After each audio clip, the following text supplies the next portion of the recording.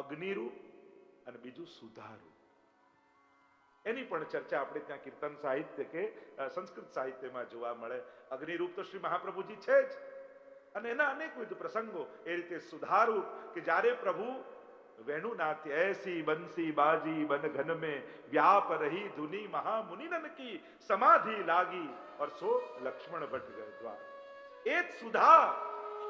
એટલે આપણે કહીએ કે મહાપ્રભુજીની કૃપા વગર લીલાની પ્રાપ્તિ ન થાય, પ્રભુનો અનુભવ ન થાય. એ કેવલ ગુરુ રૂપે છે એટલે જ નહીં, સુધારૂપ છે. કારણ કે ત્યાં વેણુ ગીત યુગલ ગીતની ચર્ચામાં આવે કે જ્યાં સુધી પ્રભુ સુધા સંબંધ ન કરાવે ત્યાં સુધી કૃષ્ણ તત્વનો આસ્વાદ ન થાય. સુધા સંબંધ દ્વારા જ અધિકાર સિદ્ધ થાય છે, અને એ સુધારૂપ શ્રી મહાપ્રભુજી છે. સુરત કૃષ્ણ પ્રેમા અમૃત રસ ભરેણા ઈ ભરીતા રોમ રોમ રસ છલકે શ્રી વલ્લભ રોમ રોમ રસ. એ રસરૂપ, એ સુધારૂપ શ્રી મહાપ્રભુજી છે. અને એટલા માટે એ સમયે તો વેણુનાદ દ્વારા ઠાકોરજી બધાને અધિકાર સંપાદન કરાવ્યો. તો આજના સમયમાં કઈ રીતે અધિકાર થાય? તો કે શ્રી મહાપ્રભુજીની વાણી દ્વારા, શ્રી વલ્લભના ગ્રંથો દ્વારા. એ ગ્રંથો સુધા છે, અને એનો જ્યારે પાઠ કરીએ છીએ ત્યારે જીવનો અધિકાર સંપાદન થાય છે. ગુસાઈજી પ્રભુ ચરણની કેવી કૃપા થઈ. 9 વર્ષના ગોપાલદાસ ગુસાઈજીની સન્મુખ બિરાજમાન છે. જો પુષ્ટિ માર્ગનો ઇતિહાસ 3 જગ્યાએ મળે છે. મહાપ્રભુજીનું ચરિત્ર આદિ જુઓ તો તમે 3 જગ્યાએ મળે. પહેલું શ્રી યદુનાથજી દ્વારા વલ્લભ દિગ્વિજય નામના ગ્રંથમાં શ્રી મહાપ્રભુજીના ચરિત્રને ગાવામાં આવ્યું છે. બીજું ગોપાલદાસ ગુસાઈજીની સન્મુખ શ્રી મહાપ્રભુજીના ચરિત્રને દ્વિતીય આખ્યાનમાં ગાઈ રહ્યા છે. અને ત્રીજું આપણા આચાર્ય થયા દ્વારકેશજી, અને એમનું મૂળ પુરુષ નામનું ગ્રંથ છે, પદ્યાત્મક છે, એટલે કાવ્યના રૂપમાં છે. અને એ મૂળ પુરુષમાં શ્રી મહાપ્રભુજીના ચરિત્રને ગવાયું છે. એટલે આ 3 સ્થાન, આ 3 ગ્રંથો જેમાં મહાપ્રભુજીનું ચરિત્ર મળે છે. આ બધામાં વધારે ઓથેન્ટિક તમે જોવા જાઓ, કારણ કે ક્યાંક થોડોક ઇતિહાસની ઘટનાઓનો થોડોક ફરક આવતો લાગે, પણ વધારે ઓથેન્ટિક જો આપણે માનીએ આ ત્રણેયમાં, તો ગુસાઈજીની સામે જે ગવાયું એમાં કોઈ ભૂલ ન હોય. તો ગુસાઈજીની સન્મુખ બેસી, અને આપણે ત્યાં તો કહે ગોપાલદાસનું માધ્યમ છે, ચરવિત તાંબુલ દ્વારા તો ગુસાઈજી એના હૃદયમાં પધારે, અને સ્વયં ગુસાઈજી જ ગાયન છે. તો આ વલ્લભાખ્યાનની ઓથેન્ટિસિટી વધારે માની શકાય, કારણ કે ગુસાઈજી સન્મુખ બિરાજ્યા હોય અને સામે ગોપાલદાસ ગાતા હોય, તો એમાં કોઈ ત્રુટિ ન હોઈ શકે. અને એટલા માટે આ દ્વિતીય આખ્યાન લક્ષ્મણ સુત શ્રી વલ્લભ રાય છે. સ્મરણ કરતા દુષ્કૃત જાય છે. કોણ છે મહાપ્રભુજી? લક્ષ્મણ સુત. આધ્યાત્મિક અર્થ લક્ષ, મન અને ભટ્ટ. ભટ્ટ એટલે બ્રાહ્મણોમાં સર્વોત્તમ, એટલે કે સર્વોત્તમ તરફ જેનું લક્ષ અને મન હોય ત્યાં જ વલ્લભનું પ્રાગટ્ય થાય. લક્ષ્મણ ભટ્ટ, લક્ષ્મણ સુત શ્રી વલ્લભ રાય છે. આપ તો વલ્લભ છો, આપનું નામ શ્રી વલ્લભ છે. અતિ પ્રિય, વલ્લભના અનેક અર્થો થાય. એક વદલભ એટલે વાણી દ્વારા લાભ આપનાર, એક વલ્લભ આપણે પ્રાણ વલ્લભ એટલે પ્રાણ પ્રિય, પ્રિય થાય. એવા અનેક અર્થો શ્રી વલ્લભ શબ્દના કર્યા. તો વલ્લભ રાયજી સ્મરણ કરતા દુષ્કૃત જાય. આપ કેવા છો? સ્મૃતિ માત્રાર્થી નાશન. સર્વોત્તમ સૂત્રમાં નામ છે ને, સ્મરણ કરતા દુષ્કૃત જાય.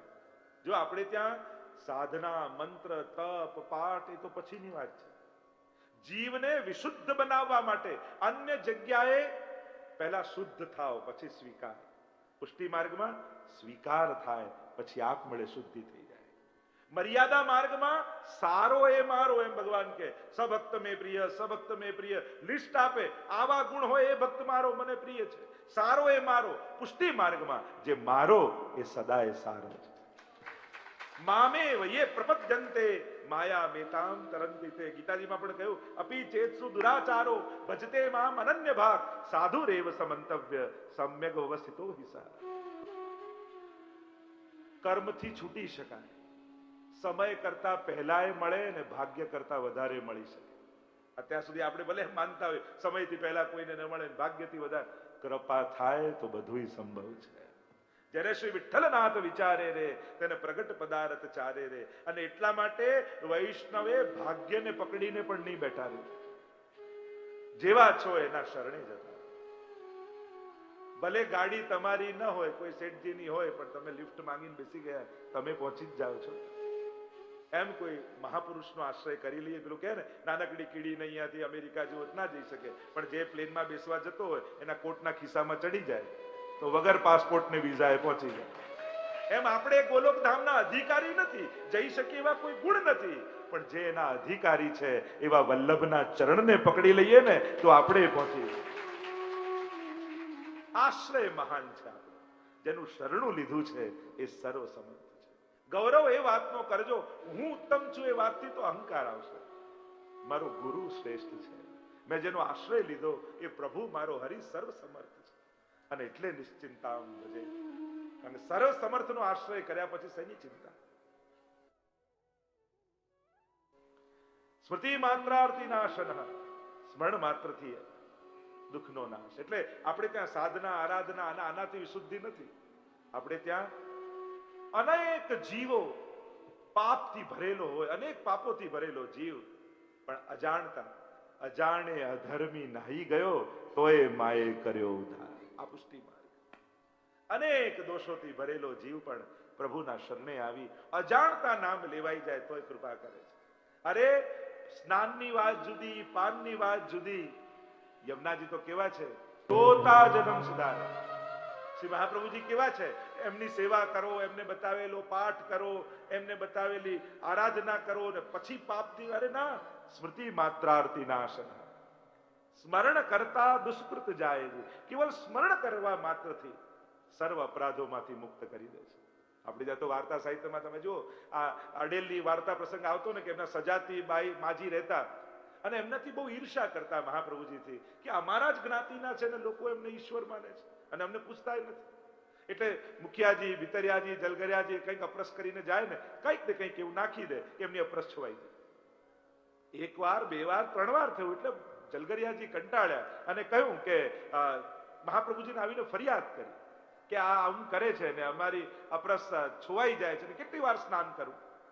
મહાપ્રભુજીએ કહ્યું કે હવે તારા ઉપર જે નાખે ને મારી પાસે લઈ આવે. અને જલગરિયાજી અપરસ કરીને નીકળ્યા અને હાથમાં કઈ પોતા જેવું હશે, કપડું નાખ્યું, સીધું છૂટું એના અપરસ છવાઈ ગઈ અને કપડું લઈને આવ્યા. જો મહાપ્રભુજીને બતાવ્યું કે આ નાખ્યું, મારી અપરસ છવાઈ ગઈ. મહાપ્રભુજી કે લાવ મને આપો. અને ઠાકોરજીની પાસે જઈ નિજ મંદિરમાં કોડિયામાં ઘી લીધું અને આ વસ્ત્રની વાટ કરી અને વાટ કરી અને ઠાકોરજીની આગળ દીવો પ્રગટાવ્યો.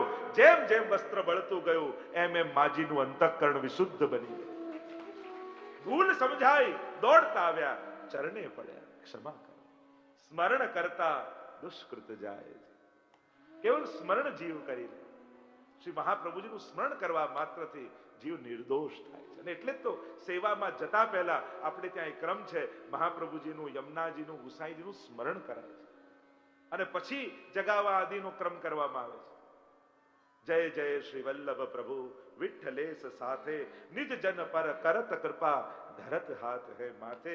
અને જેના મુખમાં શ્રી વલ્લભનું નામ આવ્યું હોય તો ઠાકોરજી કેવા આનંદિત થાય કે અપનો કર ગોકુલપતિ ભરત તાહી બાથે. ઠાકોરજી તો એને છાતીએ લગાડી લે, મારા આય મેરે નંદ નંદન કે. તો વલ્લભીઓને જોઈને ઠાકોરજી એટલા પ્રસન્ન થઈ જાય. અમારો વલ્લભી આવ્યો છે, મારો વલ્લભનો વહાલો વૈષ્ણવ આવ્યો છે, એવો ઉમળકો મહાપ્રભુજીને થાય. મહાપ્રભુજીના નામથી ઠાકોરજીને થાય. એટલે હું તો હંમેશા કહું, નાથદ્વારામાં હજારોની ભીડ હોય, બધા શ્રીનાથજીને જોતા હોય, પણ શ્રીનાથજી કોને જુએ? જેના મુખમાં શ્રી મહાપ્રભુજીનું નામ. કારણ કે જ્યારે શ્રીજીની સન્મુખ આવી શ્રી વલ્લભ, શ્રી વલ્લભ, શ્રી વલ્લભ કરો ત્યારે ઠાકોરજીની આંખ ઊંચી થઈ જાય. આ મારા વલ્લભનું નામ કોણ લઈ રહ્યું છે? સહજમાં તમારી તરફ દ્રષ્ટિ પડે, તમને અતિ પ્રિય છે. કારણ મહાપ્રભુજીનું નામ જ છે ને અતિ મોહન. બધાનું મન મોહનારા ઠાકોરજી છે, પણ ઠાકોરજીનું મન જેણે મોહી લીધું એ શ્રી વલ્લભ છે. અને આપણે ત્યાં તો પ્રસંગ આવે છે કે મથુરાની બજારમાં જયારે મહાપ્રભુજી નીકળ્યા અને બજારમાં ચારે બાજુ દુકાનો, તો એક સ્વરૂપની દુકાન હતી. જુદા જુદા પ્રકારના ભગવત સ્વરૂપો બિરાજતા હતા. કેવલ મહાપ્રભુજીની દ્રષ્ટિ સ્વરૂપો પર પડી અને બધા જ સ્વરૂપો એવા મોહિત થયા કે મથુરાની બજારમાં ઇતિહાસ લખે છે કે મહાપ્રભુજીની પાછળ પાછળ એ સ્વરૂપો જે લીલાના હતા એ લીલા કરતા કરતા ચાલવા લાગ્યા. એવી વાર્તા પ્રસંગો આપણે ત્યાં ઉપલબ્ધ છે. રૂપ મુરારી દાસ આદિ કેવા કેવા શિકારી હતા, લોહીથી ખરડાયેલા વસ્ત્રો લઈને આવે છે અને પૂછે છે મારો ઉદ્ધાર થઈ શકે? હા, જાઓ સ્નાન કરીને આવો. અને મરેલા પક્ષીઓ ખભામાં લટકે છે અને જ્યાં ડૂબકી લગાવી પક્ષીઓમાં પ્રાણ આવી ગયા અને આકાશમાં ઉડી ગયા, વસ્ત્રો શ્વેત થઈ ગયા. કહ્યું કે આ પક્ષીઓ નથી ઉડ્યા, મારી ભીતર જે દોષ હતા એ બધા જ જતા રહ્યા છે. કેવા કેવા પ્રસંગો વાર્તા સાહિત્યમાં મળે છે. સ્મરણ કરતા દુષ્કૃત જાયજી, કલિજન તરવા નહીં અવર ઉપાય. આ કલિયુગને તરવાનો બીજો કોઈ ઉપાય નથી. મતલબ સાકીમાં આપણા હરિરાયજી કહે છે કલयुग में सब धर्म के द्वारे रोग. कलयुगे બધા દરવાજા બંધ કરી દીધા છે. કારણ કે કલયુગનું લક્ષણ જ એવું છે, જ્યાં છલ છે, જ્યાં કપટ છે, ત્યાં અનેક પ્રકારની લાલસાઓ ને લાલચો છે. અને કલયુગ જ્યારે પોતાનો પ્રભાવ ચારે તરફ દેખાતો હોય, જીવ ક્યાં જાય? કારણ કે બધે સગવડતાની વાત થાય, વ્યવસ્થાની વાત થાય, અનેક પ્રકારની પ્રવૃત્તિઓની બધી વાત કરે, પણ ઠાકોરજી મળે એ ઉપાય કોણ બતાવે? પ્રભુની વાત ક્યાં? જેના માટે જીવ ધર્મનો આશ્રય કરે છે કે મારો ઉદ્ધાર થાય, મારું કલ્યાણ થાય, મને પ્રભુ મળે, એ કોણ આપે? અને પુષ્ટિ માર્ગમાં તો જીવ શરણે આવે એટલે સૌથી પહેલા ઠાકોરજી આપવામાં આવે. એટલે પ્રભુની સેવા કરે. જ્યાં બધા ધર્મો આવીને પૂરા થઈ જાય, ભગવાન મળે એટલે ધી એન્ડ. અને પુષ્ટિ માર્ગની તો શરૂઆત જ ભગવાન મળવાથી થાય. પુષ્ટાવીને ઠાકોરજી માથે પધરાવી દઈએ, લે હવે પ્રભુ સાથે આનંદ કર. કલયુગ મેં સબ ધર્મ કે દ્વારે રોકે. બધા દ્વાર બંધ થઈ ગયા. હરિરાયજી જોયું કે એક બારી ખુલ્લી છે. શ્રી વલ્લભ ખિડકી પ્રેમ કી નિકસ જાય સો જાય. અઘોગતમ સાવૃતમ કલિભુજંગ માસાદિતમ જગત વિષય સાગરે પતિતમ સ્વધર્મે રતમ યદિક્ષણ સુધાનિધિ સમુદિતો નુકંપા મૃતાદ અમૃત્યુમ કરોક્ષણાટ અર્ણમસ્તુ મે તત્પદમ. સપ્ત શ્લોક. અઘોગતમ સાવૃતમ કલિ ભુજંગ માસાદિતમ. કલિયુગ રૂપી સર્પે ગ્રાસ કરેલો છે.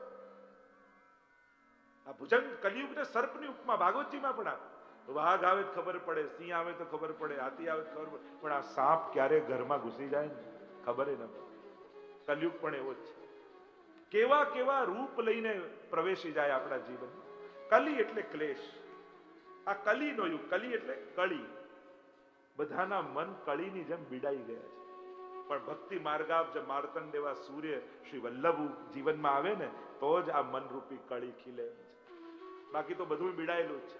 કલી એટલે ક્લેશ, કલી એટલે છલ, કલી એટલે સંકુચિતતા.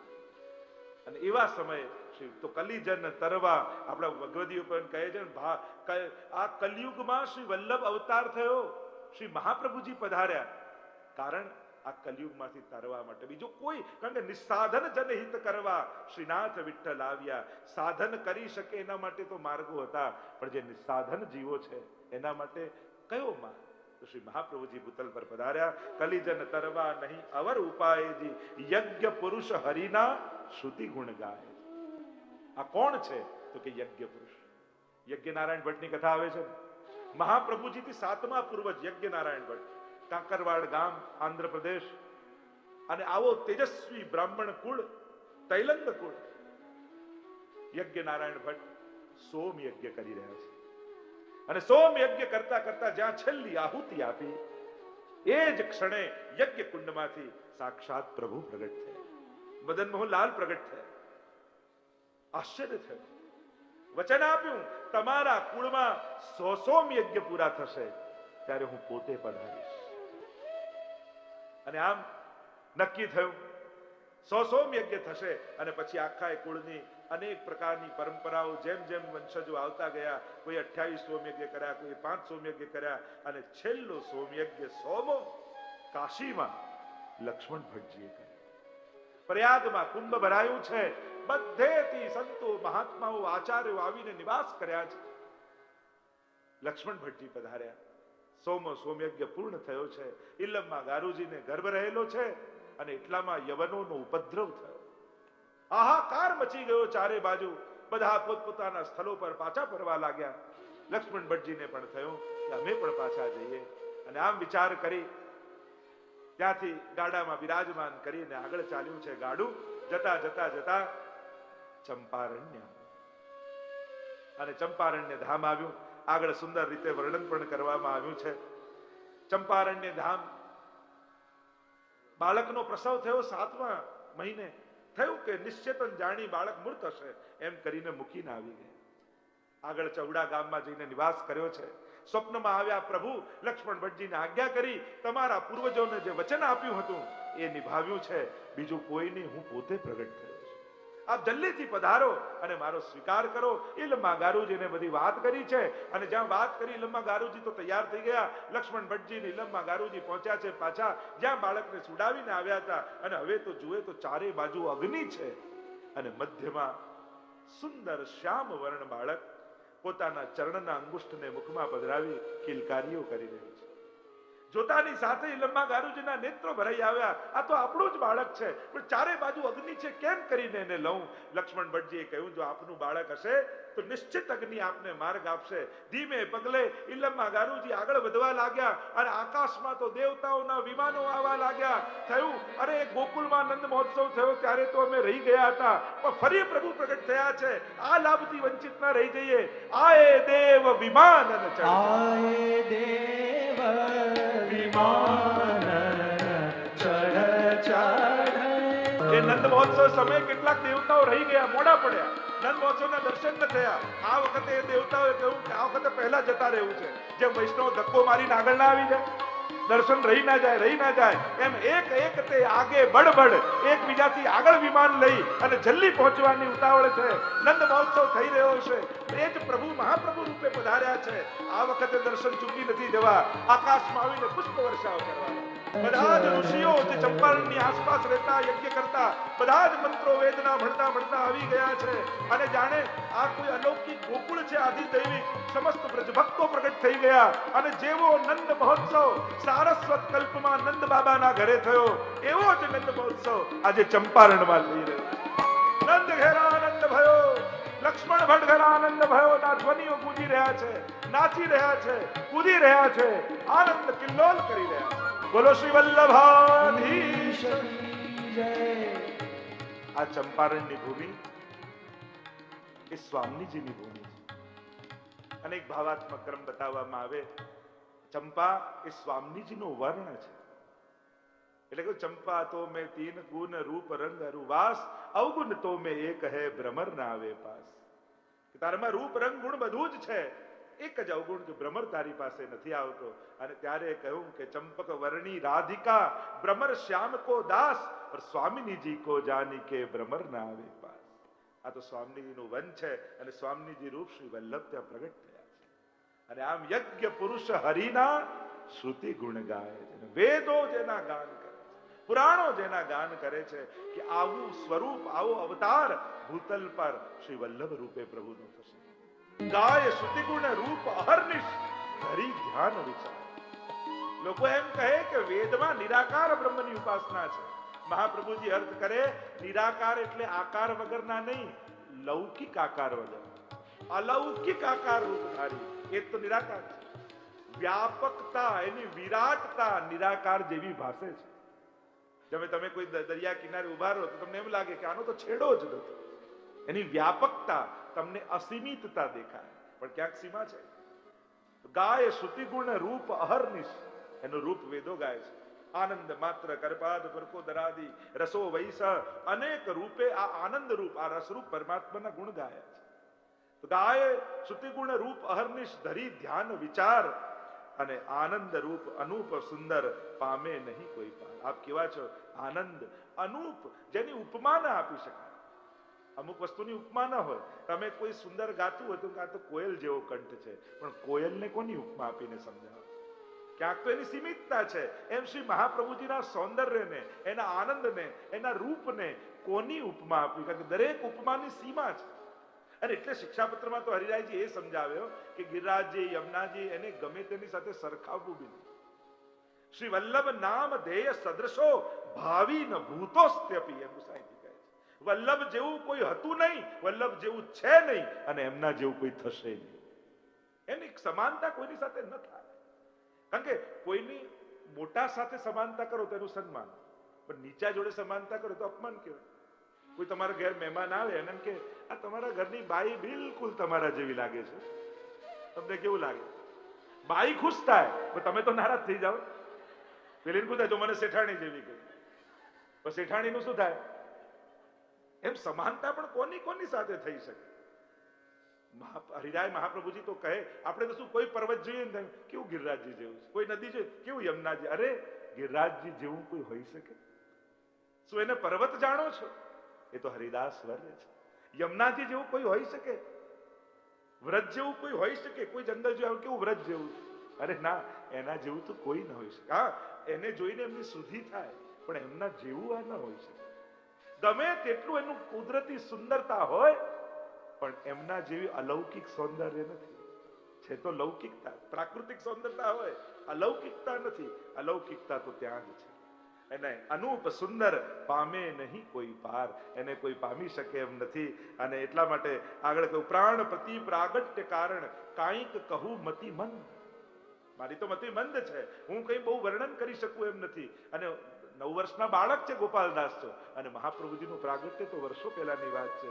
એટલે આ મંદમતીથી હું ગાન કરવા જઈ રહ્યો છું. આ તો આખા સાગરને એક વાટકામાં ભરવાની વાત છે, પણ કૃપા થાય તો સાગર પણ વાટકામાં આવી જાય. કૃપાની આ જ મહત્તા છે ને, અસંભવ પણ સંભવ થઈ જાય, એનું નામ કૃપા. તો પ્રાણ પ્રતિ પ્રાગટ્ય કારણ કાંઈક કહું મતિ મંદ, હર સુર વિધાતા નવ લહે સાક્ષાત બ્રહ્માનંદ. હર સુર વિધાતા બ્રહ્મા વિષ્ણુ મહેશ, આ લોકો પણ, દેવતાઓ પણ આ બ્રહ્માનંદ, આ પૂર્ણાનંદને પામી નથી શકતા. એવો આનંદ આજ ભૂતલ પર શ્રી વલ્લભ રૂપે પ્રગટ થયો છે. એમ કહીને ગોપાલદાસ આગળ ગાન કરતા કહ્યું, સુંદર વર્ણન કરતા કહ્યું, વૃંદા શ્રી વૃંદાવન મુખ ચંદ્ર રુચિ અગ્નિ તે અવતાર. બંને સ્વરૂપ કયા? એક બાજુ ચંદ્રમા કયા, એક બાજુ અગ્નિ કયા.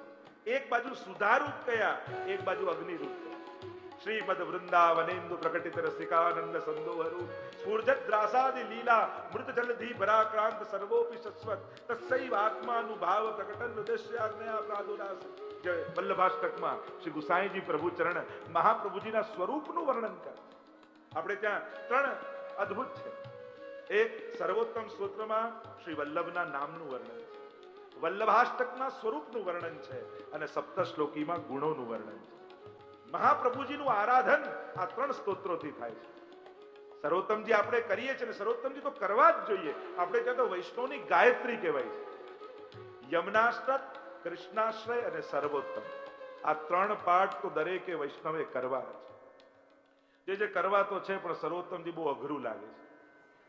અચ્છા, તો નામાવલી કરો, એનાથી શરૂઆત કરો. આનંદાય નમઃ, પરમાનંદાય નમઃ, શ્રી કૃષ્ણાશ્રય નમઃ. થોડા દિવસ નામાવલી કરશો ને, આપ મળે સર્વોત્તમજી આવડી જશે.